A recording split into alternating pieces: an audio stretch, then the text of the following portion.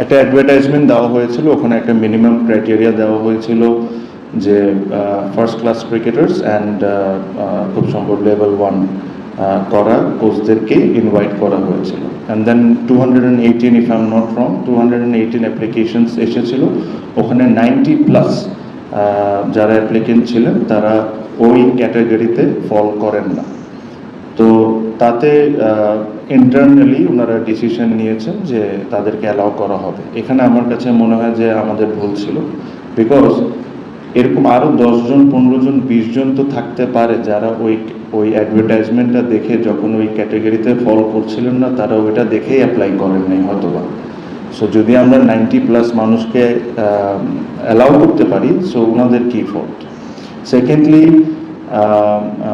আমার কাছে মনে হয় যে রিটেনের যে পরীক্ষাটা হয় অ্যান্ড দেন অবভিয়াসলি প্র্যাকটিক্যাল, আমি রিটেনে তাদের অবশ্যই বেসিক নলেজ থাকতে হবে, বাট সাথে এটা কিন্তু ক্রিকেট বোর্ডেরও দায়িত্বের মধ্যে পড়ে তাদেরকে এডুকেট করা। আমরা কি তাদেরকে এডুকেট করেছি for number of years? Probably not. So আমার কাছে মনে হয় যে এখানে প্র্যাকটিক্যালটাকে প্রাধান্য বেশি দেওয়া উচিত। অবশ্যই আপনার ভাইবা থাকবে, আপনার রিটার্নে আপনার বেসিক নলেজ থাকতে হবে। I agree to all of those things.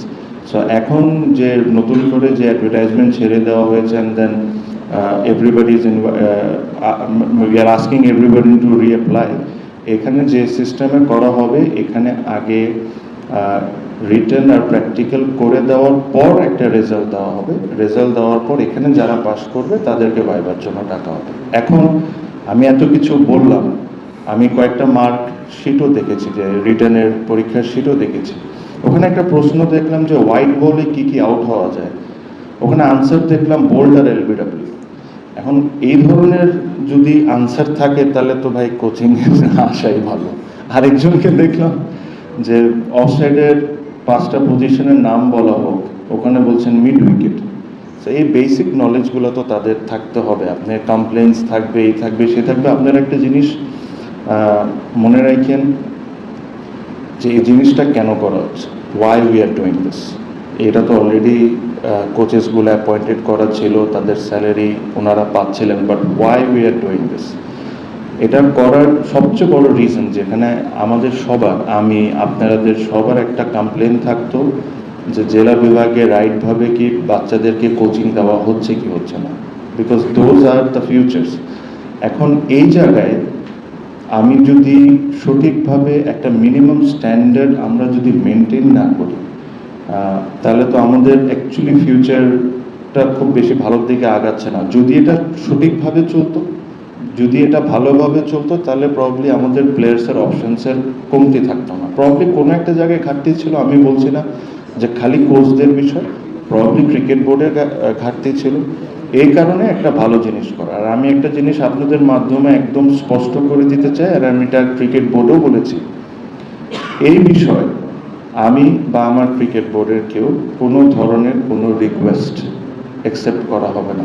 সে এটা যে কোনো লেভেল থেকে হোক না কেন, কোনো কোচের বিষয়ে কোনো ধরনের রিকোয়েস্ট, সে যদি পাস না করে, সে যদি ভাইবা ভালো না দেয়, সে যদি প্র্যাকটিক্যাল ভালো না দেয়, আমি কোনোভাবেই কোনো রিকোয়েস্ট অ্যাকসেপ্ট করবো না, because this is for the future of Bangladesh cricket and the future of the kids. এই জায়গায় there is no sacrifices. So এই জিনিসটা অ্যাবসলিউটলি আমি ক্লিয়ার করে দিয়েছি। এই কথাটা আমি আজকে ক্রিকেট বোর্ডেও বলেছি যে এই জায়গায় when it comes to cricket, আপনি যে কোনো বিষয়ে কথা বলতে পারেন, ফ্যাসিলিটিসের ব্যাপারে বলতে পারেন, গ্রাউন্ডসের ব্যাপারে বলতে পারেন, এটা না এটা না এটা, but when it comes to cricket, এখানে আমাদের সবার এক থাকতে হবে and they should not be any sacrifices. এটা কিন্তু ক্রিকেট বোর্ডেরও দায়িত্বের মধ্যে পড়ে তাদেরকে এডুকেট করা। আমরা কি তাদেরকে এডুকেট করেছি for number of years? Probably not. So আমার কাছে মনে হয় যে এখানে প্র্যাকটিক্যালটাকে প্রাধান্য বেশি দেওয়া উচিত। অবশ্যই আপনার ভাইবা থাকবে, আপনার রিটার্নে আপনার বেসিক নলেজ থাকতে হবে। I agree to all of those things. So এখন যে নতুন করে যে অ্যাডভার্টাইজমেন্ট ছেড়ে দেওয়া হয়েছে and then everybody is we are asking everybody to reapply, এখানে যে সিস্টেমে করা হবে, এখানে আগে অবশ্যই অবশ্যই মানে আমার মেডিকেল নিয়ে তো অবশ্যই করতে হবে, কিন্তু এখানে জিনিসটা হলো যে আপনার এখানে আমাদের যারা আমাদের বিসিবির আন্ডারে কাজ করেন প্রবাবলি ওনাদেরকে আর একটু এফিশিয়েন্ট হইতে হবে। ওনারা যে ভালো না বা খারাপ আমি এটা বলছি না, প্রবাবলি আমাদের ম্যানেজমেন্ট আর একটু বেটার করতে হবে। আমরা একটা রিহ্যাব ম্যানেজার অলরেডি হায়ার করেছি।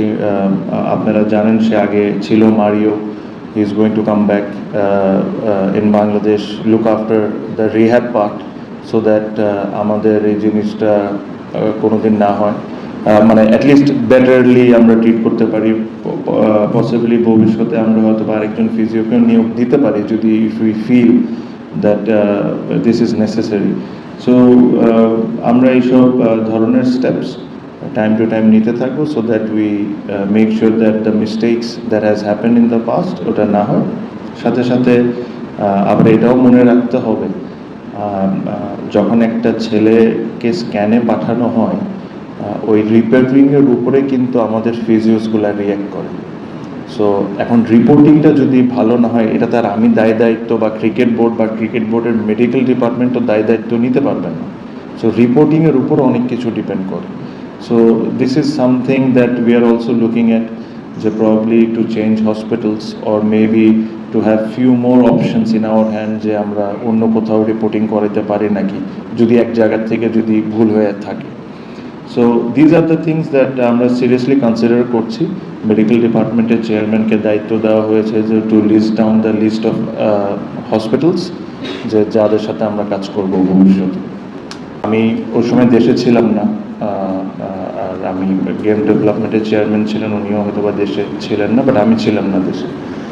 সো আমি এসে এটা নিয়ে লাস্ট 2-3 দিন আগে বা তার আগেও মানে আরও 4-5 দিন আগে আমি এটা নিয়ে বসে পুরো জিনিসটা শুনেছি যে কী প্রসেসের মাধ্যমে হয়েছে কী না হয়েছে। সো ডেফিনেটলি আমার কাছে মনে হয় যে the process was probably not maintained clearly, and process কি ক্লিয়ারলি মেনটেন করা হয়নি এটা জানাটা খুব জরুরি। দেখেন আপনারা হয়তোবা দুইজনের বিষয়ে শুনেছেন, লিটন দাস আর শেখ মেহেদী, তাদেরকে শোকজ নোটিশ দিয়ে তাদেরকে প্রশ্ন করা হয়েছে। সিলেক্টর, মেডিকেল ডিপার্টমেন্ট, সাথে এদেরকেও করা হয়েছে। দে আর অলসো আনসারেবল যে কেন লিটন দাস জিম্বাবুয়ে গেল if he was not fit enough, বা পরবর্তীতে কেন রিপোর্ট এটা আসছে। সো এতটুকু আপনাকে কথা দিতে পারি, যদি কেউ তার কাজ ঠিকভাবে না করে, সে যেই হোক না কেন, they will be answerable. So এটাও তো আমার মনে হয় না পাস্টে কোনো সময় হয়েছে যে সিলেক্টর বলেন, ফিজিওস বলেন বা মেডিকেল ডিপার্টমেন্ট থেকে যারা আছেন তাদেরকে নোটিশ দিয়ে তাদেরকে এনে অলরেডি তাদের সাথে ডিসকাশন হয়েছে। অ্যান্ড যারা মেডিকেল ডিপার্টমেন্ট ডিসিপ্লিন ডিপার্টমেন্টে আছেন। সব ধরনের খেলার খবর পেতে সাবস্ক্রাইব করুন। সঙ্গে থাকুন খেলার পাতার।